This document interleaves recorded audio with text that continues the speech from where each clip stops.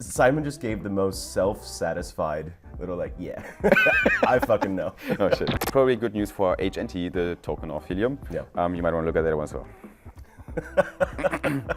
But not financial advice. Never financial advice. They don't do jack shit. And like, look, I'm not saying, hey, Pump, I would love you to throw a side event at all of the conferences so I can drink for free. That's not what I'm talking about. I'm talking about that. Oh. I mean, it would be nice, you know? Which is why I am so excited to share something that dropped literally last night. That's fucking sick. It is. It is. I think it's a bullish announcement for Solana. Like the best user journey is work in crypto, get paid in crypto, pay in crypto, right? Yeah. And you don't need a bank anymore. That thing that Cash said yesterday fucking cracked me up. He's all like, oh yeah, I was out in the sun a little bit too long. I was like, yes.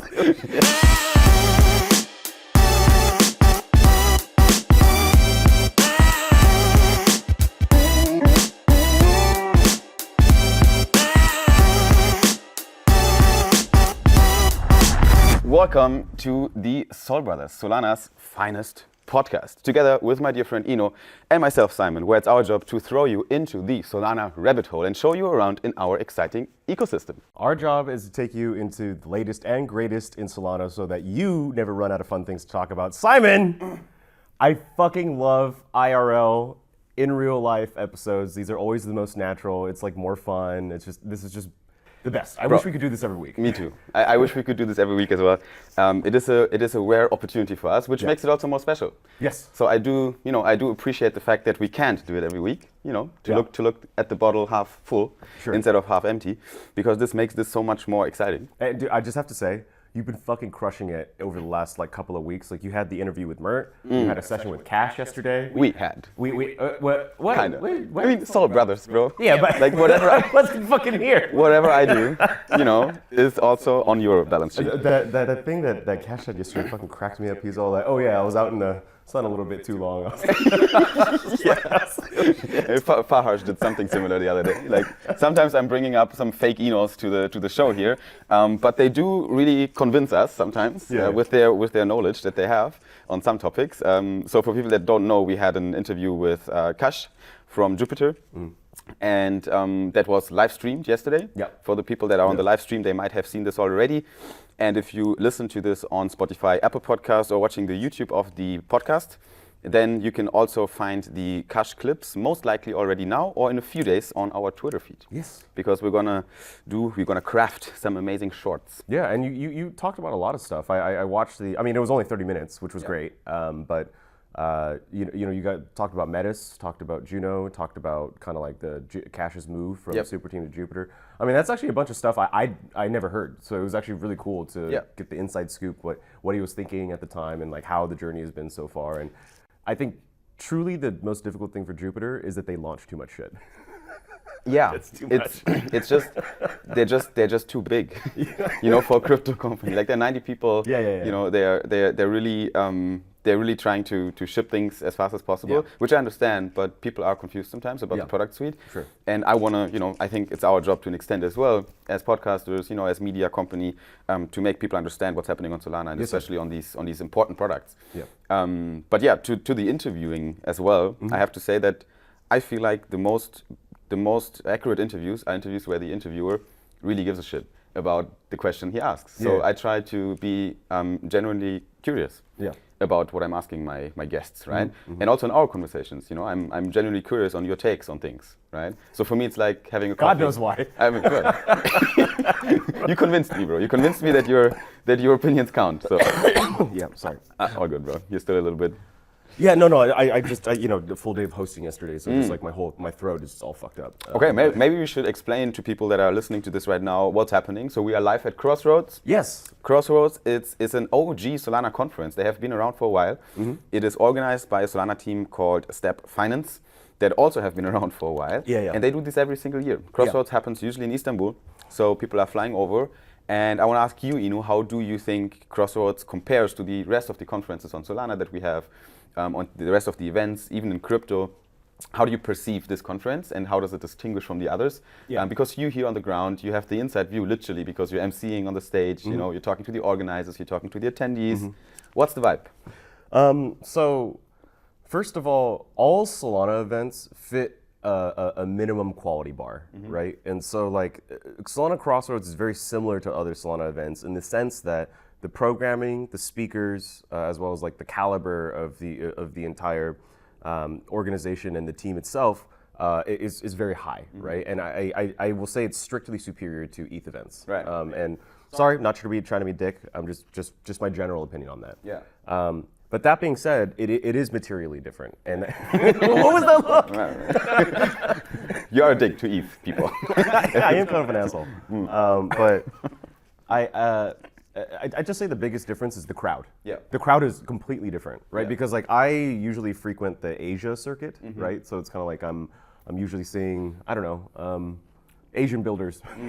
Yeah. No. But then you come over to like Crossroads, and obviously in Breakpoint you get everybody, right? But in Crossroads, yeah, it is a mix. It is a mix, but I feel like it's much more U.S. heavy. There's a lot more American builders here than I expect. You know, because of course. It's a quick trip, honestly. Like, especially all the friends from the Balkans. You know, big shout out to Super Team Balkan as well. They all flew in or drove in, you know, from Bulgaria or somewhere because it's so close. Let me just put it this way: there's a bunch of faces here at Crossroads that like I've known them online. This is the first time I've ever met them, and I've been same. I go to all the fucking events. Yeah. So how is it that this Crossroads is the first time that I'm meeting Edgar? It's the first time that I'm meeting Seg. It's the first time I'm meeting like Ernest from Kiln. You know, it's the first time I'm meeting a bunch of people. So like it just speaks to it's a different audience. I almost feel like 100%. Yeah. Yeah. Same vibes. I think I agree with everything, and I would recommend to people who can afford to come over for a day or two, right? If you're a builder on Solana especially, it's like a little family reunion with the people you know from online, right? So that's super valuable. Yeah. It is. So today, you know, what's on the agenda? We're doing a Sol Brothers pod as usual. Yeah. So we're gonna cover the latest and greatest on Solana. Ooh. as we do. And we do have a bunch of exciting shit on the agenda, actually. Yeah. Like there's been some launches even here on Crossroads. Yeah, during Crossroads too, which is like, dude, Crossroads, it's only been one day. However, there have already been launches. But yes, we have actually shit to talk about. Yep, big announcements going on Twitter and IRL. So we're going to cover these. And then besides that, obviously, we're going to talk a little bit about price, because actually right now it's a fun time to talk about price because, you know, price is going up. So I like to do it, especially when price is going up. So we should definitely do the little macro outlook as well and look at Solana price action. And from there, I think there might be, I don't know if there's a lot of FUD we can discuss this week, if you observed something on the timeline, but we can also double click on that. Sure. So definitely packed agenda. So I would say let's get right into it and kick it off with our first topic, which is going to be the market analysis, I would say, right? Are you ready? Yeah. Ready. Super ready. All right. Good. So we're looking at the Solana price chart right now.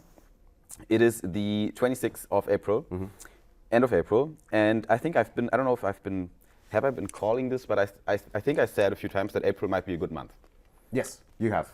I think I have. Yeah. Because I felt like the bottom might be in, and there was no confirmation so far. In the past weeks, we were getting closer and closer to the confirmation that the local bottom was in, and we've seen $95, you know? You remember it, I think it was the 7th of April, the Black Monday. Yeah, I was feeling like tariffs. I never get affected by price. That day I was feeling a little dark. I was not feeling great. I mean, it's not a pretty chart, you know, until that point when we really saw that price, you know. And the question back then, was really, oh shit, you know, was that it? Yeah. Like people were asking, you know, is that the bear market? Like, are we done with the bull market? And 2 weeks later, 3 weeks later right now, people are saying, we are so back. What is going on? I'm so confused. No, I'm actually legitimate. Like, is it because the tariff? Like, is that really all it is? It's just the fucking tariffs? To an extent, right? There's a lot of uncertainty in the world. Yeah. Economists are calling out, you know, depression and like worse things than a recession. Yeah. The question is the timeline, really. We all know there's fundamental problems and issues in the world, especially over indebtedness of one of the major states or nations in the world. All the Western countries, like all the countries, are over indebted, right? It can't go on forever to an extent. Like that's what people are saying. We have social economic tensions in the world as well. We have wars going on. So you know, it's kind of this. If you want to learn more about these kind of macroeconomic things, I can recommend to tune into Ray Dalio, for example. One of the big hedge fund people in the world, actually, the founder of the biggest hedge fund in the world, and he also wrote a book And in his book, he's describing the cycles, the historical cycles, economical historical cycles in the world that we see. And it's always the same play. It always repeats itself to an extent, right? You really like kind of macro analysis of stuff, which I appreciate, right? I mean, you have the TA, but even more than that, it's like you really appreciate. Yeah. Like, what was it's not the Wealth of Nations. Is it the Rise and Fall of Nations? The Wealth of Nations is Adam Smith. That's a different one. That's a classic. That's a classic. Yep. Yeah. But what was the book of Ray Dalio? I don't know. I have to check. Yeah. No. It's he's got like a 2-3-parter, right, where he kind of goes through like the different kind of like cycles that a nation goes through, right? And it's very similar to TA in that way. Yeah. Right. Exactly. I mean, and TA is only like it can give you so much, right? TA It's not a holy grail. Actually, you need to, if you do technical analysis of charts and you forget about fundamentals completely, it's dangerous, right? You have to keep an outside view. So the Changing World Order. Changing World Order. Fuck. Yes, that's right. The book I refer to, which is not his last book, but he just released one, didn't he? He released the I think the How Countries Go Broke, the big cycle. Yeah, that's a new one. Yeah, I think that is recently. I haven't read that one, but whoever wants to understand the kind of economical cycles better in history, The Changing World Order is a very good book to understand that. Yeah. And I'm saying that because you asked the question like, what's happening? What's happening in the world? And I think that's the feeling we get as humans in the world when things are changing, when a cycle tends towards an end. So I think it's not happening in the next weeks and months, in my opinion, but it's happening in our lifetime that we see. I think we will see more depression in the world when it comes to economical stability. Yeah. So let's make this time count, because right now it's good. Yeah. Right now it's a good time for us. Yes. Right. So position yourself for that. And I think that's also why crypto is so interesting for people, because Bitcoin feels like some safe haven. Yeah. That can't really strangely. break. Yeah. I mean, like, we never had that. We had gold, but it's so crazy just how perception changes over time. Like, anyways, TA. Yeah. TA. So. I'm sorry, that was my bad. To roll it back, what happened? $95, that was the low, 7th of April. Since then, we saw 1, 2, 3, 4, 5 waves to the upside.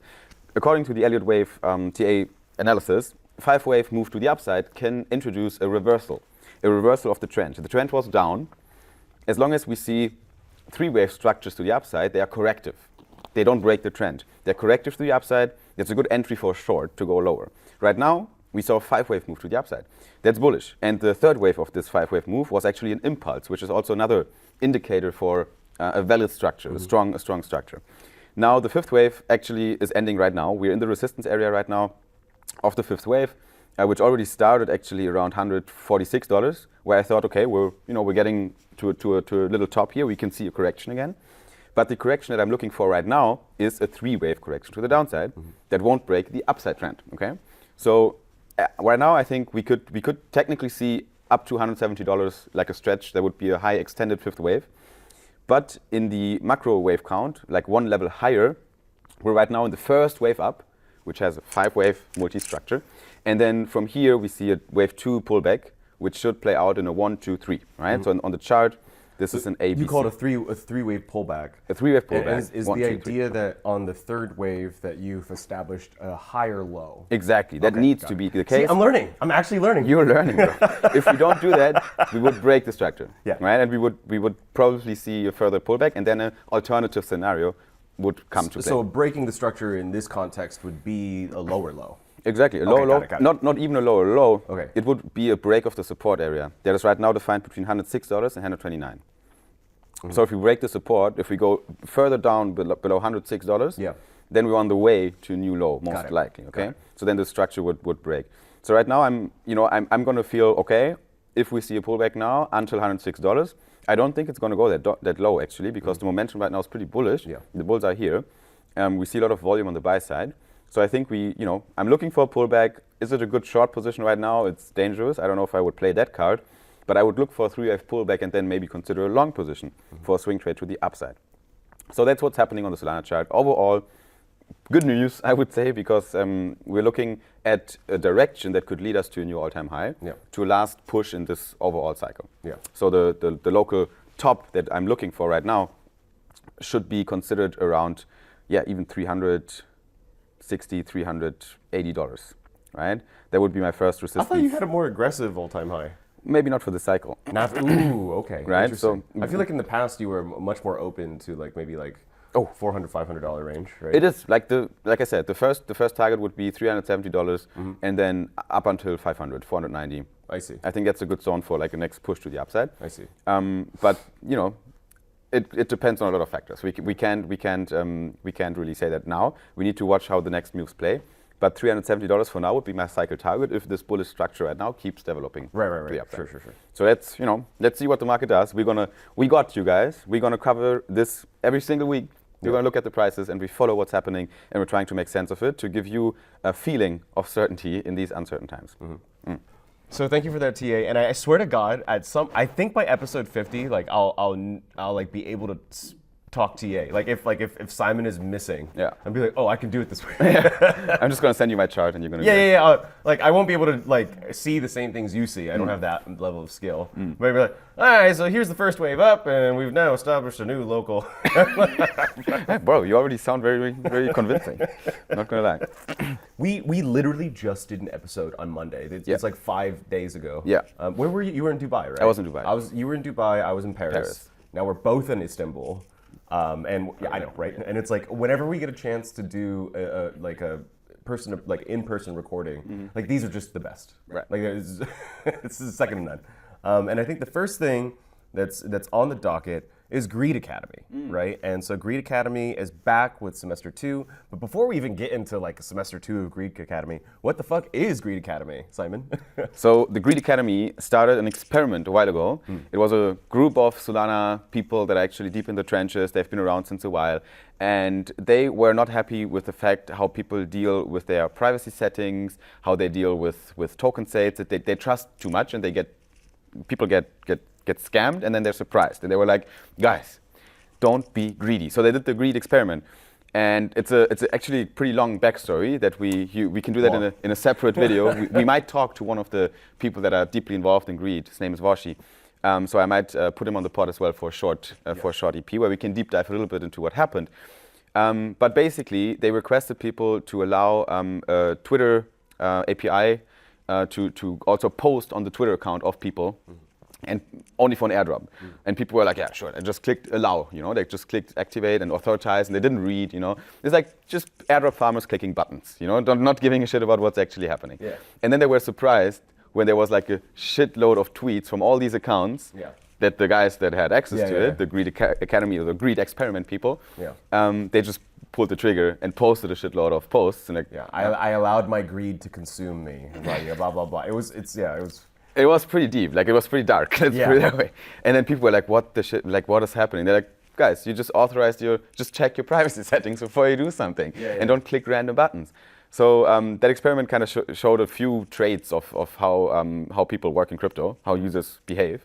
And then from there, they kind of came up with the idea, hey, let's use that as a mission for what we do and educate people on how to use crypto properly. And then Greed Academy was born. The branding came up, the website came up. And now, actually, what they're doing is they just run crypto courses, learning courses for people to educate them on all things crypto, especially Solana. And now with Greed Academy 2.0, they just launched a new semester with some exciting opportunities to actually earn some money. Yeah, they have over 120,000 in prizes, as well as, I think, 5 different sponsors. And it's going to be lasting 8 weeks. So it's a great educational course if you're trying to understand risk management on Solana. I feel like that's where they particularly excel. They're going to help students learn how to use protocols, but more importantly, it's like how to use crypto safely, right? And I don't know about you, but for me, like when I first got onto Solana, I was like, I was also just very much clicking buttons, and I didn't quite understand what I was doing. Sometimes I cringe a little bit at like how just how I used to interact with. We all did it. Like, let's be honest. Like we all did it at some point. Like I almost got drugged by a few stupid websites that promised me some whitelist spot or some shit.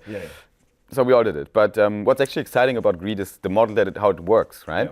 You have to stake some of your Solana with the Greed validator. They're running a big Solana validator, basically securing the network. And if you have Solana that is in your wallet that is right now not being used anywhere, no DeFi protocol, it's just sitting there, you can earn an API on that Solana if you put it to any validator on Solana. And now you need to decide, okay, which validator do I want to distribute my Solana? Normally, users look at the API, and the higher the API, the more attractive it is for an investment as well, and they put the Solana there. Yeah. But the APYs are, they're between 7 and 10, 11% maybe if you're finding a very good validator. So it's not a huge difference anyways. Yeah. So you can actually decide on, okay, where do I get the most bonus perks, for my stake? With Greed Academy, you put your Solana to the Greed Academy validator, and there's a leaderboard. The more Solana you stake on the validator, the higher you're on the leaderboard. Now all you have to do is also complete all the courses in the next weeks that are being on the Greed Academy website. And if you complete all the courses and you are in the leaderboard and you have a ranking, then you will get a cut of the $120,000 prize pool. Oh, is that how that works? That's how it works. Huh. So actually everyone gets something, even if you only stake a few Solamis, right? You can put them on the Greed validator. But you have to complete all the courses as well. Yeah. Right. So you need to prove that. So if you want to learn more about that, you can definitely check out the Twitter page of Greed Academy.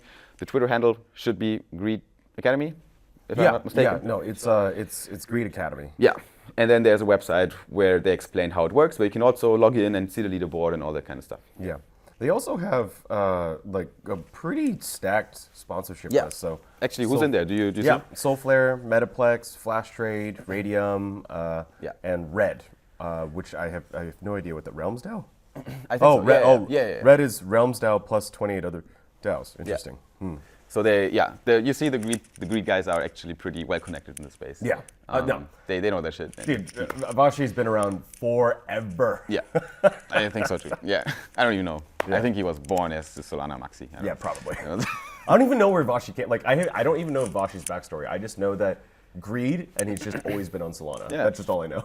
I mean, I might have him today on an interview here, so I will enlighten you and create some. That would be fucking sick. Yeah. What's next? What's next on the agenda? I don't know if you guys probably didn't see this. It was imperceptible on the stream, but you're gonna see this on a camera later. Simon just gave the most self-satisfied little I fucking know. Oh shit, caveman. No, I love. Please help me out, bro. Yeah, don't zoom in. So Helium, big news. AT&T subscribers can now connect to people-powered Helium network across America. So essentially, there is a partnership between Helium and AT&T, which I think is great because if you can't. AT&T is huge. I know. Well, I mean, shitty service, but that's probably why they need Helium. No, I'm serious. I'm serious. There's a lot of places. America is really big, and a lot of the places where you want coverage, it's very hard to get. Because America is so big, there's a lot of rural areas. So, if you live in a city, it's totally fine. But what also is crazy to me is the internet in San Francisco is worse than Korea, Japan, all the Asian countries. It's in SF, the startup capital of the world. I know, and I'm talking, but obviously if you're talking a wired connection, you're fine. But I'm talking literally your cell phone. Right. Using my phone in San Francisco is painful. It's oh my god, when is this tweet gonna load? Seriously, it's crazy. Mobile network. Yeah. And so having Helium, work with AT&T to provide connectivity is absolutely amazing. But maybe we should even just start by talking. What the fuck is Helium? What is Helium, Simon? They've been around for such a long time. Yeah. Actually, it's the origin story of my co-founder onboarding to crypto was Helium. Really? Funny enough. Because, you're talking about Pierre? Yeah, because Pierre, my co-founder, was actually buying all this hardware equipment, putting an antenna on his house in Germany, and farming did you remember that stuff? Yeah, no, but I'm right? what? How did Pierre? I don't know. He was just he heard it somewhere. He thought it's cool. Okay, I can take part in this decentralized network, and that was crypto kind of makes sense. People understand, right? Yeah. I need to pull up my router, and then I create this distributed network throughout the world, and I get incentivized for it in Helium tokens. And then he was farming. He had his dashboard. He was looking at his tokens that accrue, and that's basically what Helium does, right? They're building this decentralized infrastructure for internet networks, basically competing with they used to compete with the big mobile data plans, right? Yeah. And people were like, oh, you can't compete with Telecom or some shit. Yeah. And now they're partnering with AT&T. It's insane how the story they went, and they haven't been on Solana always. There was a big announcement a while back now where they were like, hey, Helium is now on Solana, and it was pretty bullish to see that because they're not Solana native. They didn't start on Solana. Mm-hmm. So Helium definitely one of the big deep-in players right now in the industry. And the partnership with AT&T is definitely a push forward for deep in on Solana. Yeah. Fair to say.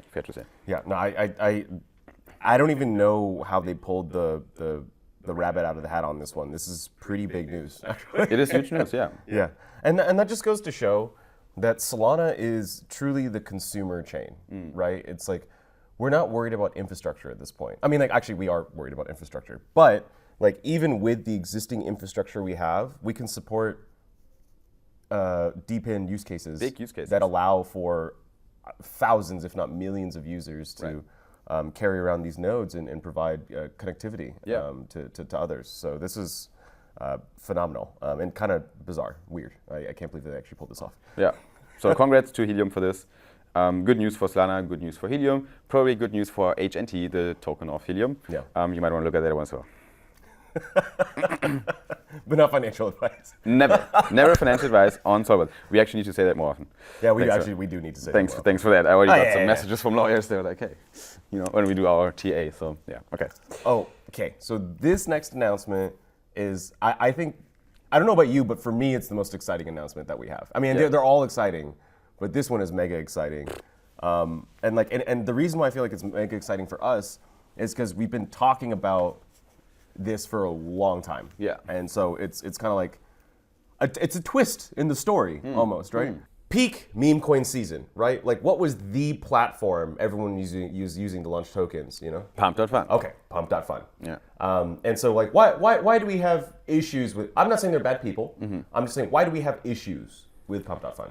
I mean, at the end of the day, we're not criticizing the whole meme coin thing itself. I mean, I am as well, personally. But we are criticizing the way Pump.fun was handling their Solana affiliation, let's say, right? Because they came from Ethereum, they looked for a new place to launch their platform that just, is a good breeding ground, which is, it's a valid point, but they never turned into Sol Maxis, let's say. And, it's not a requirement, but if you make so much money, and if you extract so much money from the market into your own pockets, then stop just off-ramping them on your Kraken account and give something back to the community somehow, and it's not even, I'm not talking about airdrops or, doing these kind of things. Sure, that's cool. But I'm talking about just support the Solana ecosystem itself. And I haven't seen a lot of that. They don't do jack shit. And look, I'm not saying, hey, Pump, I would love you to throw a side event at all of the conferences so I can drink for free. That's not what I'm talking about. I'm talking about that. Oh. I mean, it would be nice, But what's more important, What's more important than that? Well, I mean, there's plenty of initiatives like Greed Academy that are looking for sponsorship. Right, yeah. That are about responsible investment. And maybe that's antithetical to what Pump.fun does, but still. It would be fun, actually. It would be nice. The thing is that Pump also has this opportunity to expand very deeply into the Solana ecosystem if they want, right? Because Jupiter, they make money on perps first, and then they turned on the fee switch for swaps. Yep. But their ambition goes way beyond just perps and swaps. That's small potatoes, right? And so Pump, right? It seems like the extent of their vision for Solana was we're gonna take as much fees from Solana as possible, and that's all we care about. Bro, there was no vision.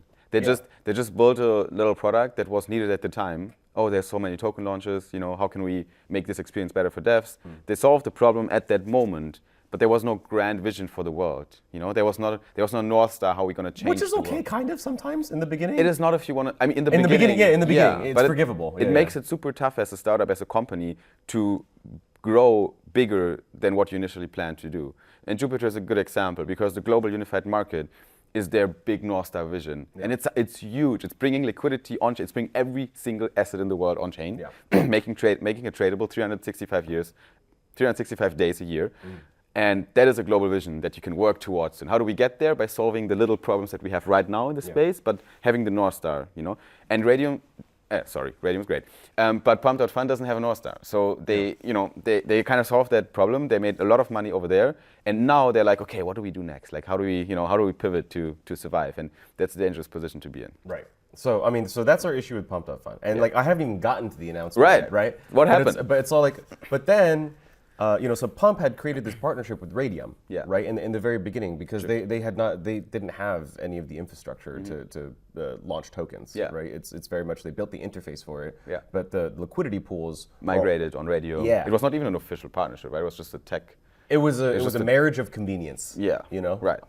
Yeah. And then they broke up. They broke up, right? And so what happened? Well, Radium's doing their own thing, right? Yeah. So Radium launched Launchpad. Launchpad. Oh, thank you so much for saving me there. Radium launched Launchpad. Yeah, Radium launched Launchpad. Thank you. But it's true. The Radium launched Launchpad, and Pump launched some version of a DEX. And quite frankly, if I'm being completely honest, I thought to myself at that time, and I don't know if I expressed this on camera, but my private thinking at that time was Pump is going to win. And the reason why Pump is going to win is because they own the consumer. Right, it's like Radium doesn't own the consumer. They Interesting. Yeah, because like Pump owns the consumer. That's their brand to non-Solana folks, just people who are kind of aware of like meme coins. It's like Pump is where you go. You don't care about Radium. Radium is just the tech, but like Pump is the front-facing interface. Yeah. Which is why I am so excited to share something that dropped literally last night. bonkfun. Wow. Woo! bonkfun, a new tool for launching meme coins built by members of the Bonk community in collaboration with Radium Protocol. Yep. What? It's crazy. Okay, so what happened here and why? Let's bonk.fun. So Let's Bonk has been around. Let's Bonk, there was a launchpad, right, from Bonk. Yeah. Bonk Live.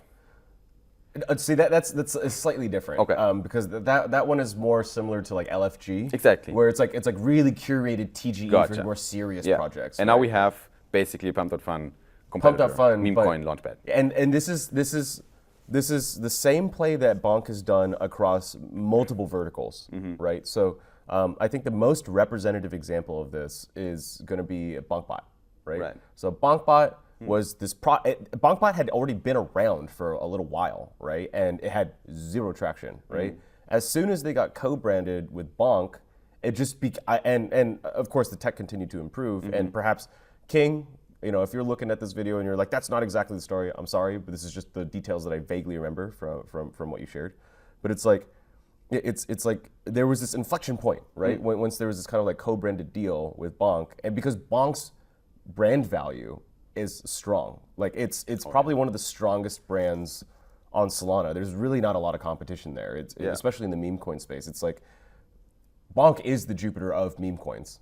And by the way, Bonk isn't a meme coin; it's a community coin, right? And I can say that with a straight face because of the amount of DeFi integrations, as well as like the amount of products that they have launched, and in collaboration with the Bonk DAO as well. Yeah, So it's like it's a lot different than your classic vanilla meme coin, right? It's just different caliber. It's not a meme coin. Yeah. Like Bonk they surpassed that long time ago. Yeah. Like Bonk is a company. They're shipping products. They're doing so many things, right? Yeah. They have a fucking advisory arm, Bonk Advisory. Like the guys at Chat. They have launchpads. They have Bonk Live since a while now. Yeah. We talked to them as well.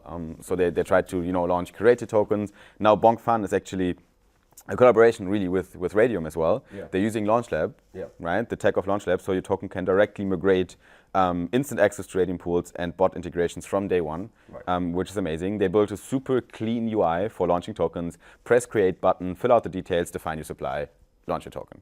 Like 3 steps to get it out there. Then there's like a fee structure obviously involved. 1% of every swap goes to the bonkfun protocol. And then they will use that for development, operations, growth, and also they will use a portion of the funds to Bonk Sol Validator, empowering DeFi growth and securing the network. And that's exactly what we're talking about, right? When we're talking about Solana support. Yeah. So these kind of initiatives are very bullish also for Bonk Sol, right? I would love to learn more about the fee split. So there's some percentage that goes into buying Bonk. Yes. Bullish. There's some percentage that goes into Buybacks. Radium, right? Like Radium gets their cut. I guess so. They have to. I mean, like they're providing the infrastructure. Yes. And then there's some portion that goes into buying Bonk Sol. Yeah. Right. And that's what you're referring to. It's Yes. like by buying Bonk Sol, you're essentially staking to the Bonk validator. Yep. You're growing their stake. Yep. And that helps secure the network. So that's fucking sick. It is.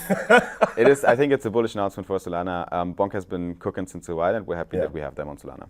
Yeah, we're very lucky, and I feel like my main concern here is that, like, sure, you have the entire community support, but I don't know whether or not it's gonna get broader adoption. Because like the thing that made pump fun and so successful is that you had people who had never even heard of Solana before using Solana, right? Like they don't give a shit about the Solana. And actually, that's the best case scenario, is that people are completely abstracted from the tech. Like you need this core community to push forward the tech, especially in we're still very early days, right? Maybe not early days in crypto, but early days Solana, like we have a long way to go. Yeah. And so like you do need these core advocates that push forward and like, sure, we'll continue to improve the infrastructure, but to the wider world, right? Like, we use so many web services, right, that are probably built on a core community of devs who are super into like some protocol or some, and we need them to be super into it, right, and to meet up and to talk about how to improve, because otherwise, like, the web services we use wouldn't be great.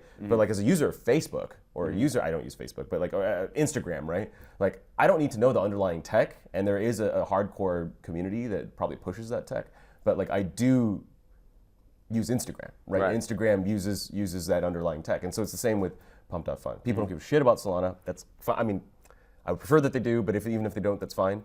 But, the wider world, they're still using Solana while using pumpfun. I don't know if Bonk can achieve that. Bonkfun. And I hope they can. And if anyone can, I think it is bonkfun. So yeah, prayers. Yeah, true. I mean, to wrap it up, I'm bullish on Bonk. I appreciate what they do. The only thing I disagree with is the future of meme coins.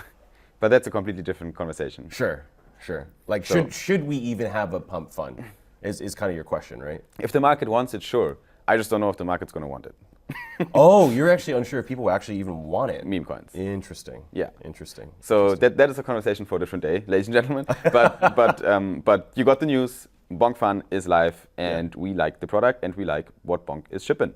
So this next announcement, super excited for it. It's Solana Spaces is coming back. Right? Solana Spaces. Yeah, we've seen it on the timeline quite a bit now. Yeah.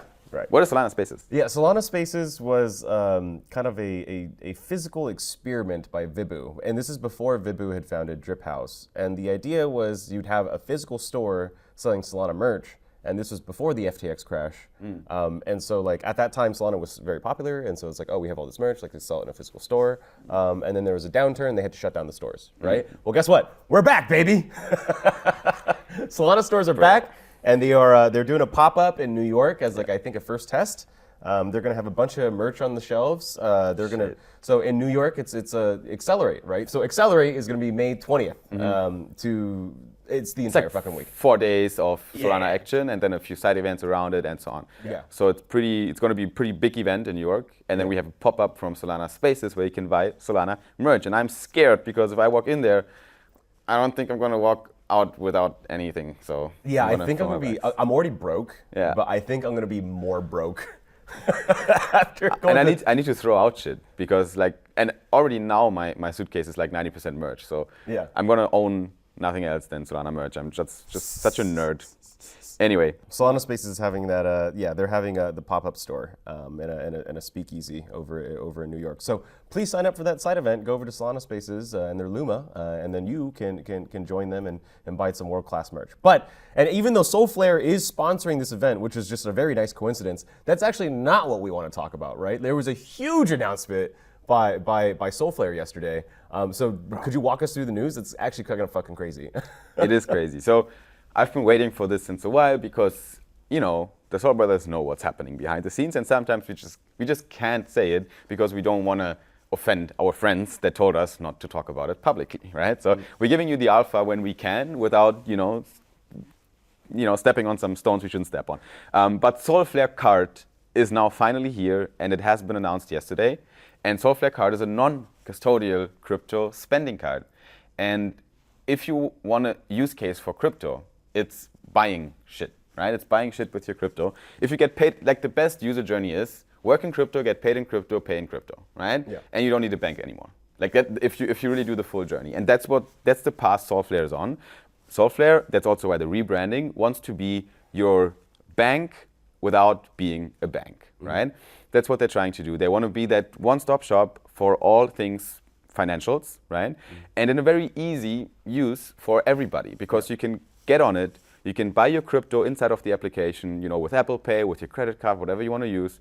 You can then go ahead and swap tokens if you want to swap them. You have the exchange, you have swap enabled inside of the app. Also very convenient. Now you can actually click a button and create your Solflare card. It's been announced, it's not live yet, but you can get on the wait list, and it will give you completely self-custodial ownership of your assets. In plain terms, that means you own your shit, no one else. Like the bank can't take away your money because it's in your Solflare wallet and you can instantly spend it. It's globally accepted, I think, at probably every merchant because they have a big partnership with MasterCard, and you have real security embedded in Solflare because that shit ain't going to be hacked anytime soon, right? They never had any security incident. So that is all really bullish, and I really like the use case. And then to complete the whole suite, you can also stay in your Solflare wallet and get an APY on your Solana by staking it in another button. So you have all these financial services embedded in one app. So if you're looking for good use cases, look at wallets. And the Solflare wallet is definitely a wallet on Solana that is not only the first Solana wallet that was ever on Solana, it is right now also the first non-custodial crypto card wallet that gives you access to such a card. Comments, questions, concerns? Solflare was my first wallet in Solana. I still use it to a very large degree. I mean, not for everything, but for most things. I've tried several times to make the full swap to Jupyter Mobile. My biggest criticism of Jupyter Mobile, and I feel very comfortable saying this on camera because I want this feature very badly, is that you have no fucking browser extension, okay? If you don't have a fucking browser extension, I am not gonna be able to move to using Jupyter Mobile full-time. That's just, and I know that we're sponsored by Jupyter and everything, but this is like, I'm begging you, all right? Like, give me a fucking browser extension. But anyways, I mean, until we get one, right? And I don't know if we will, but until we get one, Solflare has wonderful browser extension. But like integrated literally everywhere. Like any dApp that you use is going to accept Solflare. And in addition to that, I've been waiting for some wallet to have a card. And the reason for that is because you don't have to bridge. You don't have to transfer. You don't have to top up. You don't have to.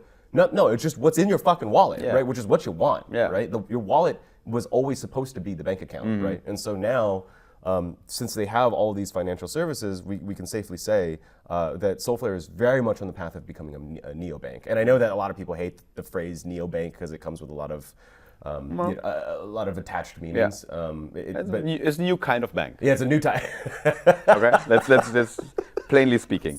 But yeah, I see myself using this new kind of bank more and more.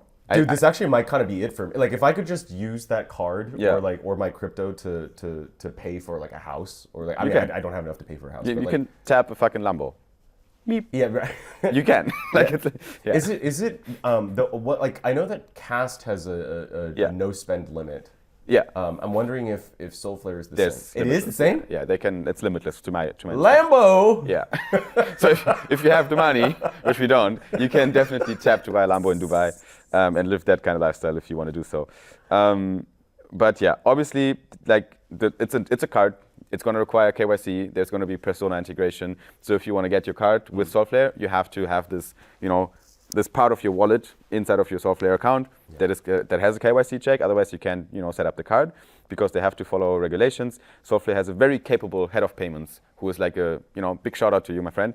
And he's from the TradFi world. He knows his shit. He's been pushing this forward to have a really seamless user experience for the KYC journey as well with persona. They will use the third party for now, and then later on we might do it a bit more Solana native, the whole KYC process. They are initially available in the EEA and UK, so around here you'll be able to use it in Europe, but other countries will become available very soon, and you can go to solflare.com/crypto-card to get started and get on the waitlist. Woo! So I mean, like that's it for today, but.